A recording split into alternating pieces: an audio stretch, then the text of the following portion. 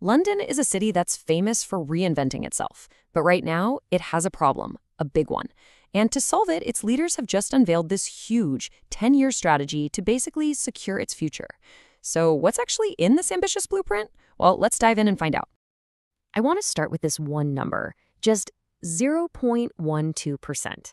I mean, it doesn't look like much, does it? But this single tiny figure is the entire reason London's leaders felt they had to draw up a pretty radical new plan for the city. Yeah, because that tiny number, that was London's average productivity growth per year for over a decade. I mean, after years of absolutely booming, the city's economic engine has been, well, sputtering. This stagnation, that's the core problem this new London growth plan is designed to fix. It's a massive wake-up call. Which, of course, brings us to the big question. If the old model isn't working anymore, what's next? Well, the answer is this really comprehensive, decade-long strategy that's aiming for a whole new era of what it calls good growth. So the whole plan is built around four huge, interconnected ambitions for the year 2035. You can think of these as the North Star, really, for everything the city wants to achieve over the next 10 years.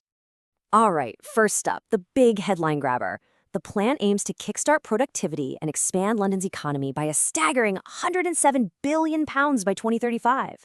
This is all about getting that economic engine firing on all cylinders again. But, it's not just about the total size of the economy. A core goal here is inclusion. The plan is targeting a 20% real-term increase in the weekly income for the city's lowest earners. Now, that actually works out to about an extra £50 a week for over 1 million households. That's a huge deal. And part of that inclusion is about jobs, good jobs. The plan aims to create at least 150,000 new high-quality jobs in the short term. We're talking by 2028, making sure that all this growth actually translates into real opportunities for Londoners. Now, what's really interesting here is how all these ambitions fit together, right? You've got productivity for wealth, inclusion for fairness, green growth to build a sustainable future, and then reinforcing London's status as a global capital. It's this holistic vision. It's not just about growth for growth's sake. So that's the grand vision, the what. But hey, a vision is nothing without a plan to actually get there. So let's get into the how. The whole strategy is structured around 5 key pillars of action. These 5 pillars are basically the practical roadmap, from developing an inclusive talent pool and backing businesses of all shapes and sizes to tackling the huge challenges of housing and infrastructure. It's a really comprehensive approach that also focuses on attracting investment and revitalizing local high streets across the whole city. And this slide really shows the plan's dual strategy for growth.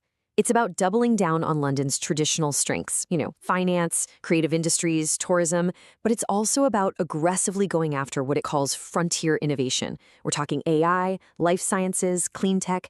This is where they see London's next superpower really emerging.